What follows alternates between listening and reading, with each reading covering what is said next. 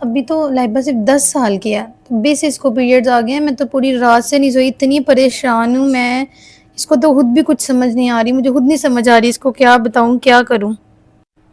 Basically دیکھیں period تو اب نہیں روک سکتے، اب تو وہ آ گئے ہیں. ہاں لڑکیوں میں اب جلدی آنا شروع ہو گیا پیریڈ. یہ کچھ عرصے سے دیکھا گیا کہ اب 9 10 11 سال کی بچی کو پیریڈز آ جاتے ہیں. پہلے 14 15 16 پہ جا کے آتے تھے. 15 16 سے اوپر جانا تو کانسٹیٹیوشنل ڈیلے بھی ہو سکتا ہے یا کوئی پرابلم بھی ہو سکتی ہے، وہ تو ایک الگ سے مسئلہ ہے. لیکن جو آ چکے ہیں نا رضیہ، ان کو نہیں ہم روک سکتے. لیکن اس کو اب ہم نے کس طرح سے ٹیکل کرنا ہے وہ اپنے بچی کو بھی بتانی ہے چیزیں. کچھ چیزیں میں آپ کو بتاؤں گی.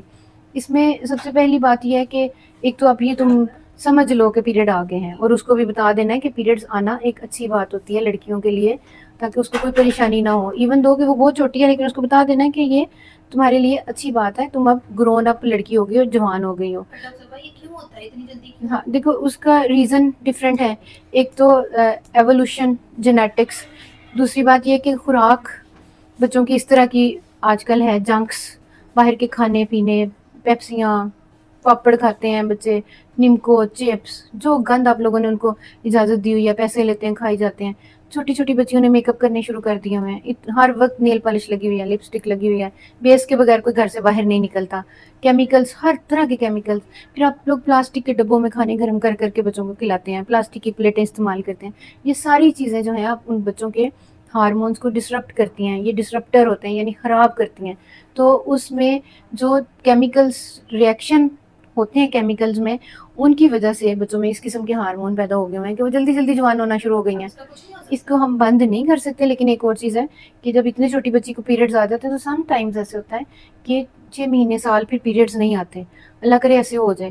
ہاں اب اس کو کوئی پانی پڑے یا ہائیجین کا نہ اس کو پراپر پتا ہو، وہ تم نے بتانا ہے.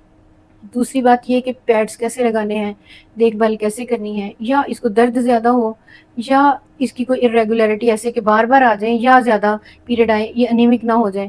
ان چیزوں کا خیال رکھنا ہے اور کھانے پینے کا اس کا خیال رکھنا ہے. کچھ میڈیکیشن دیتے ہیں لیکن اس میں سائیکولوجیکل، آپ ماں ہو آپ نے ہی اس کو بتانا ہے کہ اب اس نے کس طرح سے سنبھالنا ہے. یہ چیزیں نارمل ہیں، بچیوں کو پیریڈز آنے ہی آنے ہیں، اس کو کوئی بیماری نہیں ہوگی. اکثر بچیاں سوچتی ہیں جن کو بتایا نہیں جاتا کہ پیریڈز بھی آنے ہیں، مینارکی ہونی ہے. اکثر بچیاں، یہ ہمارے ساتھ کی جو فرینڈس تھیں وہ بھی سوچتی تھی کہ شاید مجھے کینسر ہو گیا، شاید مجھے کچھ ہو گیا. So every girl should know کہ اس کو پیریڈ آنے ہیں. ہاں اتنی جلدی آ جانے ہیں اس کے لیے تھوڑے آپ مینٹلی تیار نہیں ہوتے. لیکن اس میں یہ طریقہ ہے کہ جیسے آپ بچوں کو گڈ ٹچ بیڈ ٹچ بتاتے ہیں، بچوں کو یہ بھی بتانا ہے. اور بچوں کو آپ پیڈ اور وہ اس کا انڈر ویئر بیگ میں رکھ کے دیں.